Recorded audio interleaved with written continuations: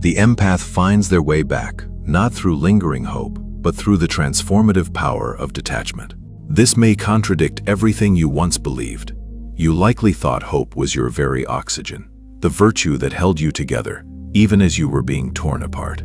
You might have felt that without hope, there was nothing left to fight for. Yet, Carl Jung uncovered a profound truth that challenges these deeply held convictions about toxic relationships. Hope isn't your lifeline. It is, in fact, your poison. The moment you extinguish it, replacing it with the conscious act of detachment, you begin to truly live again. Most people are conditioned to view hope as an essential virtue. They often advise against ever abandoning it, claiming it's what defines our humanity and shields us from despair. Hopelessness is frequently framed as a weakness, a surrender, or even the antithesis of love. However, Jung's insights revealed that within toxic dynamics, hope morphs into a sophisticated defense mechanism, subtly blinding you to the truth of your reality. It becomes a psychological barrier, held aloft to protect yourself from an unbearable truth. You aren't hoping for love itself. Rather, you are hoping to evade the crushing realization that genuine love was never truly present. You desperately cling to an imagined potential, instead of confronting the stark reality, because that reality would shatter the carefully constructed narrative you've woven about who they are and what your connection signifies. This is the profound paradox Jung identified. The very element you perceive as your salvation is, in fact, slowly diminishing you. Hope compels you to repeatedly return to someone who causes you pain, fueling the belief that this time will be different, that they will finally acknowledge your worth, and your endless patience will be rewarded. But it never is. Because hope, within the confines of a toxic relationship, is not true hope at all. It is merely denial, artfully disguised.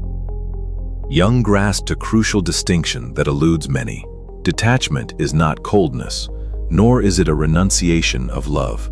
Instead, it is the solitary path to reclaiming the fragments of your soul scattered and lost within the relationship.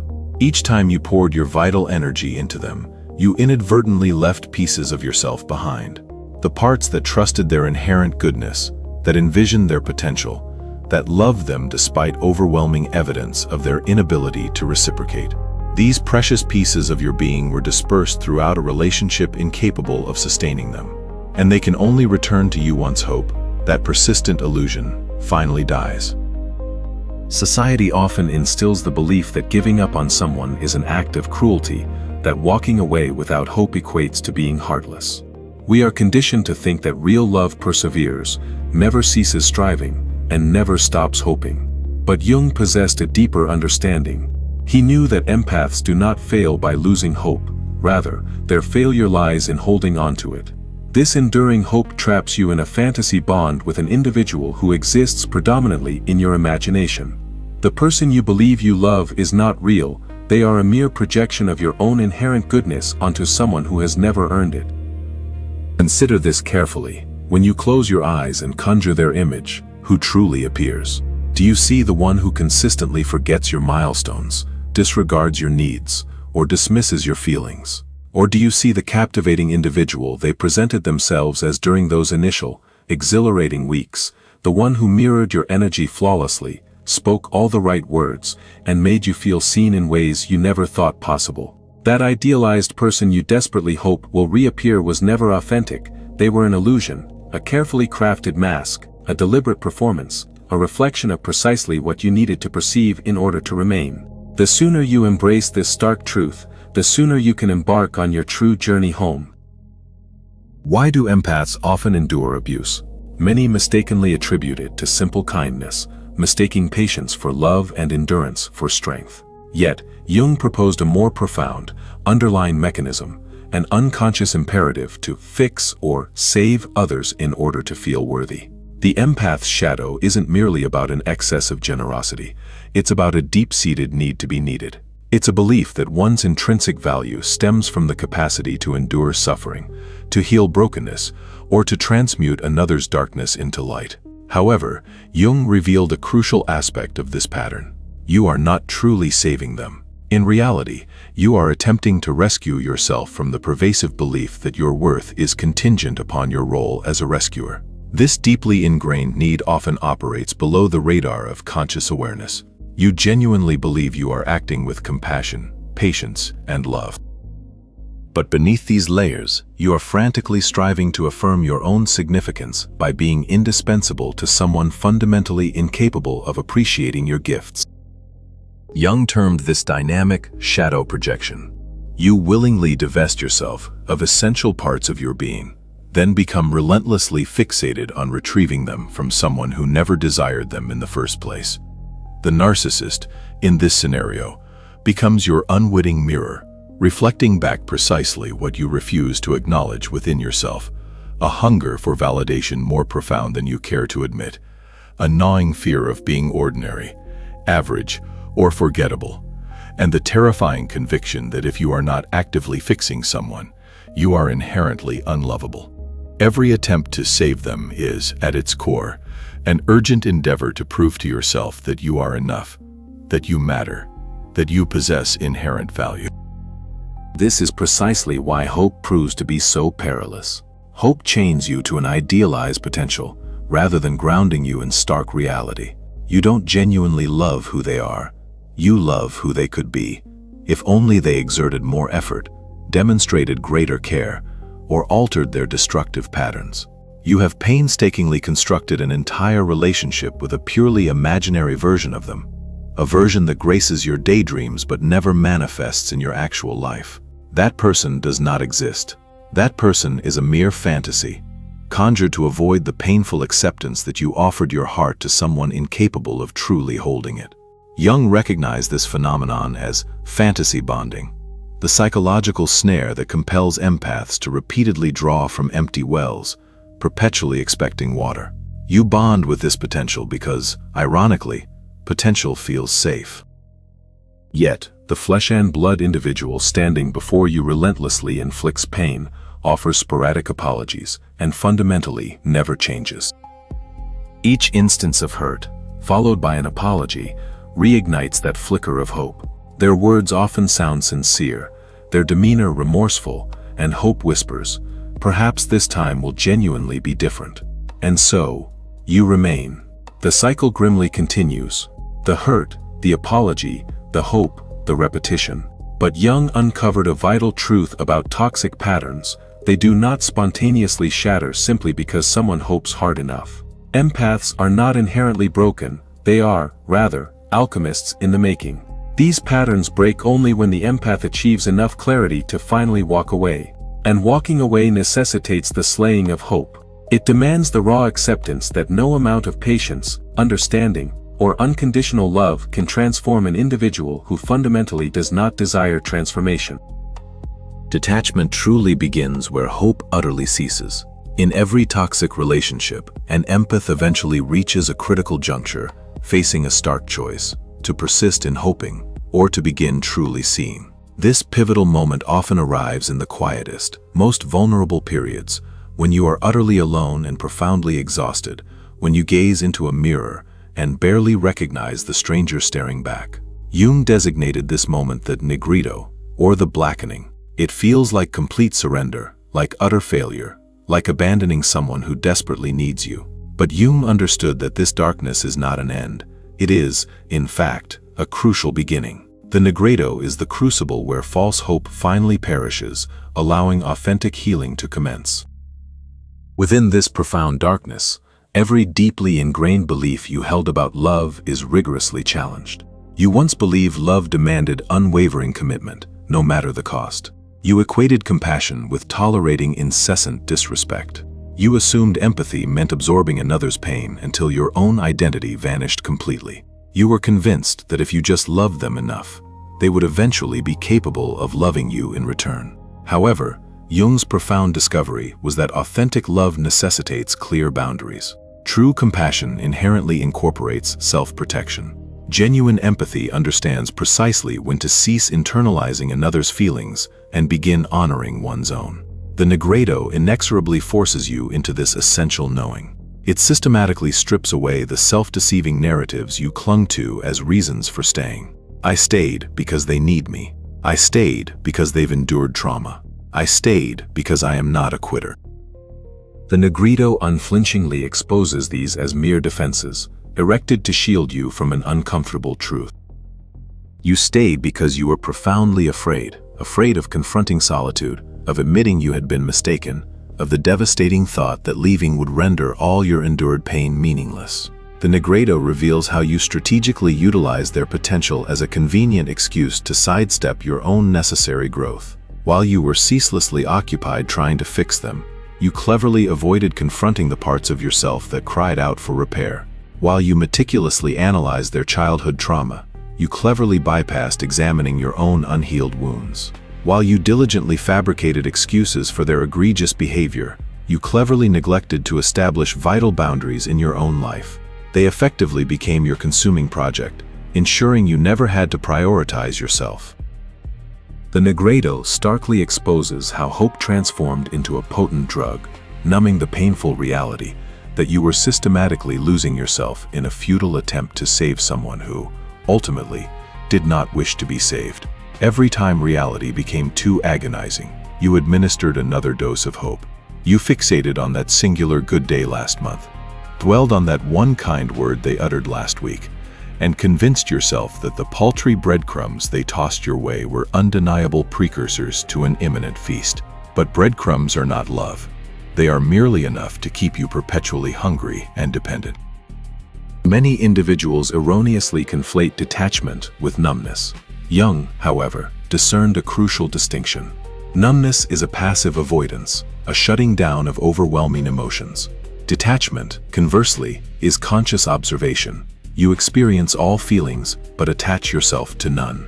Numbness is the slow, agonizing process of dying within a relationship, meticulously pretending to be fine. Detachment is the conscious, decisive choice to cease investing your finite energy into someone who relentlessly drains it. Numbness manifests as passive suffering. Detachment embodies active boundary setting. Numbness leaves you utterly depleted. Detachment, conversely, guides you back home to yourself. Jung observed that empaths frequently resist detachment because it registers as a profound betrayal. Your mind skillfully crafts narratives to keep you ensnared. If I detach, I'm proving I never truly loved them. If I cease hoping, I'm abandoning someone who still has the capacity to change. Your intrinsic empathy whispers that everyone deserves another opportunity, that healing requires time, that patience is an undeniable virtue. Your compassion gently suggests they too are suffering, that they desperately need your assistance, that you are the sole individual who genuinely comprehends them, and that without your presence, they will never improve, that your love alone sustains their very existence. However, this line of reasoning imprisons you within a cage of your own making. For authentic love does not demand your obliteration. Real love does not require you to sacrifice your inner peace for the sake of another's chaos. True love never asks you to set yourself ablaze merely to keep someone else warm. Genuine love encompasses loving yourself profoundly enough to decisively walk away from relationships that inflict harm. And sometimes, the most loving act you can perform for another is to allow them to confront the natural consequences of their choices, without you there to soften their inevitable fall. This is the very point where most empaths become irrevocably stuck. Intellectually, they grasp the necessity of leaving. Friends have urged them, therapists have suggested it, and deep within they instinctively know the relationship is toxic. They recognize the destructive patterns with the clarity of reading their native tongue. They anticipate what comes next. They can predict the cycle, down to the very day, the escalating tension, the explosive conflict, the subsequent apology, the fleeting honeymoon phase, and the inevitable, gradual return to tension. Yet, emotionally, they find themselves unable to disengage. Because letting go feels like an admission of defeat, it feels as though they were not strong enough, patient enough, or loving enough to make it succeed. It feels like an undeniable failure, as if all the agony they endured was utterly in vain, as if the time they invested was irretrievably wasted, as if they are proving everyone who warned them right all along. But Jung would assert that this perspective is entirely backwards. Leaving does not prove your inadequacy. Leaving proves you have finally recognized their profound inadequacy for you, that you undeniably deserve far better than crumbs, Far better than mere potential. Far better than an elusive someday. Consider a case profile that vividly illustrates this pattern. This dynamic is clearly visible in the story of a woman grappling with post-awakening emptiness. Let's call this composite example Maria. This narrative illustration, grounded in meticulously observed patterns from Jung's clinical work, depicts someone who devoted years to the pursuit of enlightenment. After experiencing what mystics refer to as ego death during profound meditation, Maria was enveloped in euphoria for several weeks. She felt she had touched the divine, grasping the ultimate meaninglessness of her previous worries. But then, in this illustrative example, something profoundly unsettling transpired. Maria found herself unable to leave her bed. She ceased eating. She resigned from her job. This was not born of depression, but rather from a pervasive, profound indifference. She recounted to Jung in this composite narrative, "I've seen the truth. Nothing truly matters. Goals are merely illusions. I can no longer pretend that any of it holds meaning." Jung recognized in patterns such as this what he termed the Nigredo. Maria was not experiencing a spiritual failure in this illustrative case. Instead, she was undergoing the essential death phase that invariably precedes rebirth. This composite example starkly reveals how individuals can inadvertently trigger the Nigredo through spiritual practices without fully comprehending the profound transformational process they are entering. Detachment is not about harboring animosity or seeking retribution. It is fundamentally about choosing yourself. It is the conscious recognition that the invaluable energy you have been tirelessly pouring into a toxic individual must, for your own well-being, finally return home to you. Every pervasive thought about them, every silent prayer for their healing, every agonizing moment spent analyzing their behavior, all that vital energy was and remains intrinsically yours. Detachment is the act of unequivocally calling it back home. When this detachment process culminates, something truly extraordinary occurs. You gaze upon the person who once consumed your every thought, and you feel nothing at all. Not hatred, not love, a profound, liberating neutrality. Jung called this the return, the precise moment when the energy you endlessly poured into a void finally flows back to you. You remember, with stark clarity, what true wholeness feels like. This neutrality is not coldness. It is an exquisite clarity. You perceive them precisely as they are, stripped of the layers of who you desperately hoped they would be. You see them without the distorting filters of your own projections, your personal fantasies, or your desperate, unmet needs. And what you behold is simply a person, a flawed, wounded individual who, regrettably, treated you poorly. Not a monstrous entity to be feared, not a divine being to be worshipped, just an ordinary person who lacked the capacity to meet you where you truly are. And that profound realization is, ultimately, freedom. You perceive the relationship as it genuinely was, rather than as you desperately needed it to be. You cease the exhausting practice of rewriting history to render it more palatable, no longer fixating solely on the good moments while systematically minimizing the bad. You see the complete picture with clear, unclouded eyes, the intense love-bombing phase that skillfully ensnared you, the subsequent devaluation phase that left you bewildered and confused, the callous discarding that shattered you, the manipulative hoovering that lured you back in, the relentless cycle that repeated until you finally stepped off that perpetual carousel. In that pristine clarity, a profound truth dawns upon you. You were never truly attempting to save them. You were, instead, trying to prove that your love was so extraordinarily potent it could transform anyone. You were striving to be special enough, worthy enough, lovable enough to become the singular exception to their destructive pattern. Every toxic individual leaves behind a trail of people who believe they would be the one to make a difference. You desperately wanted to be the one who finally reached them. But love, by its very nature, does not change individuals who possess no desire to change themselves. Love merely reveals who people truly are. They showed you precisely who they were all along. You simply weren't ready to see it until now. The return is a gradual process, unfolding in distinct layers. First, you reclaim your precious time. Hours once consumed by obsessive thoughts suddenly become available for your own life. You awaken one morning and realize you haven't thought about them in hours, then days, then weeks. The vast space they occupied within your mind gradually empties out. You now have room for your own thoughts again, your own dreams, your own interests, your own identity, entirely separate from the relationship. Next, you reclaim your vital energy. The profound exhaustion stemming from managing their turbulent emotions lifts, much like a dense fog finally clearing. You possess energy for your own life once more, to exercise, to create, to pursue forgotten hobbies, to connect with people who genuinely appreciate you. The relentless depletion ceases. You remember what it feels like to awaken without a palpable sense of dread. Finally, you reclaim your authentic identity. The parts of yourself you systematically suppressed begin to resurface. Your opinions that you learned to silence. Your boundaries that you learned to soften. Your preferences that you learned to conceal. The authentic self you carefully filed away because they couldn't tolerate the real you. Those precious pieces come home. You vividly remember who you were before you began shrinking yourself to fit into their constricting world. Jung understood this as integration, the profound process of becoming whole by reclaiming everything you had given away. Yet, integration is far more than simply recovering lost pieces. It is about undergoing a fundamental transformation through the entire process. The empath who emerges from detachment is not the same individual who initially entered the toxic relationship. They are undeniably stronger, having walked through a searing fire and miraculously survived.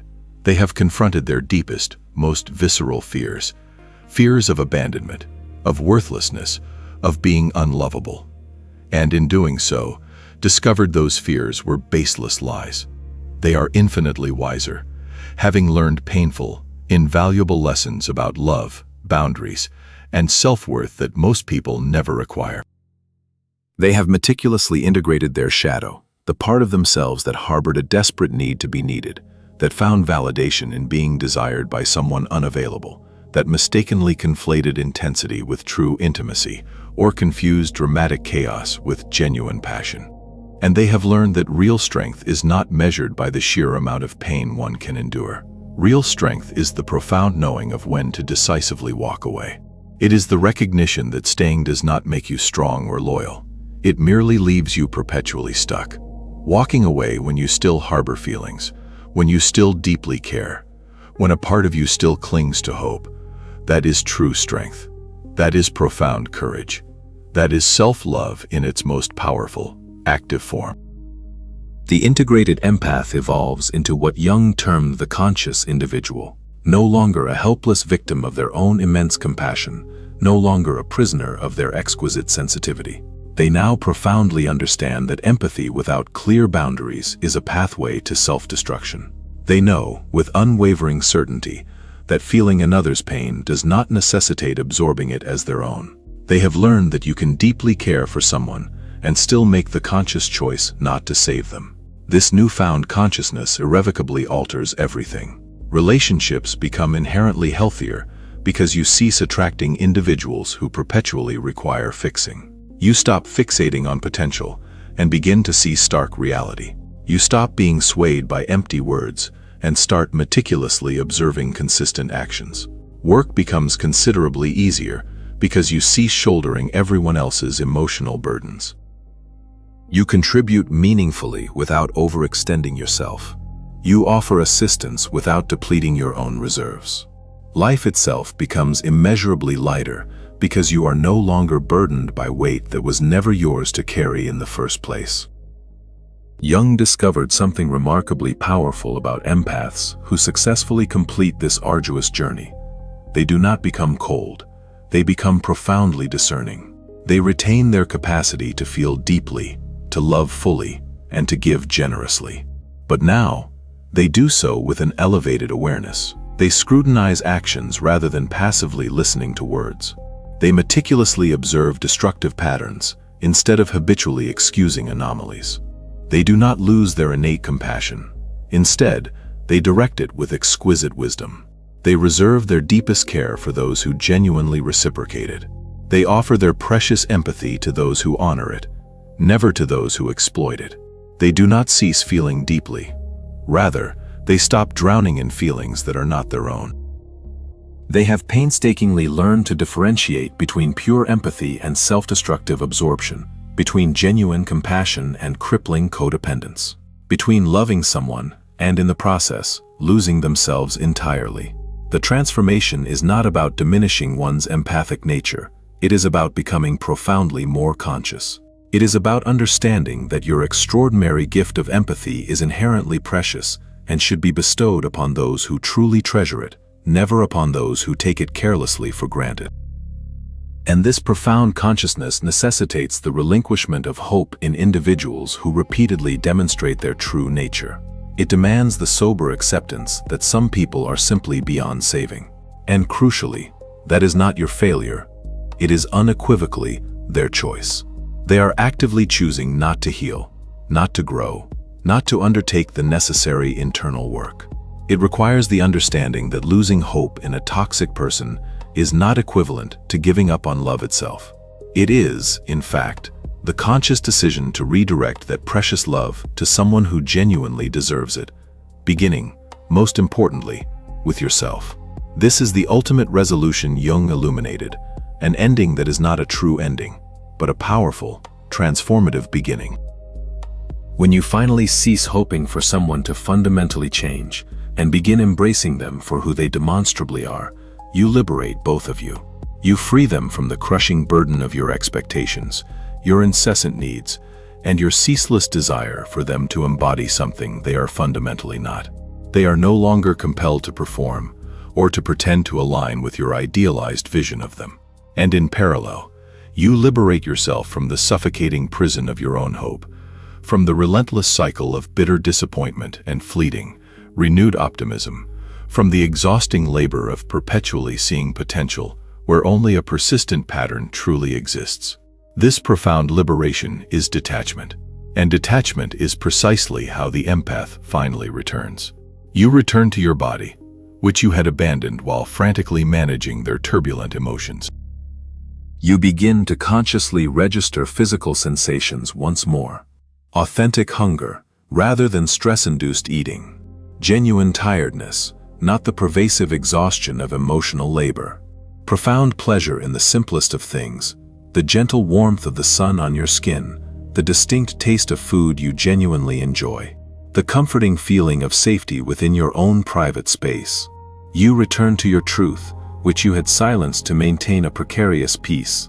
You begin to speak up again, expressing your opinions without apology, establishing boundaries without guilt, uttering no, and truly meaning it without feeling the need for lengthy explanations or justifications. You return to your dreams, which you had indefinitely postponed because you were too consumed with saving someone else. You pick up old hobbies that once brought you immense joy, before you found you had no time left for yourself. You meticulously craft plans for your future that neither include them nor require their explicit approval. You consciously invest your invaluable time, energy, and resources into yourself, instead of into someone who never reciprocated that investment. You come back to yourself. And that profound return, that heartfelt homecoming to the vibrant person you were before they systematically dimmed your light, is worth every challenging moment of the Nigredo darkness you courageously navigated to arrive here. Jung taught that the act of losing hope in a toxic individual is the most profound expression of self-love, because it signifies that you have at last prioritized your own peace above their perceived potential. It means you finally comprehend that you cannot love someone into wholeness when they are resolutely committed to remaining broken. You cannot heal someone who actively finds comfort and identity within their own wounds. You cannot save someone who harbors no desire to be saved.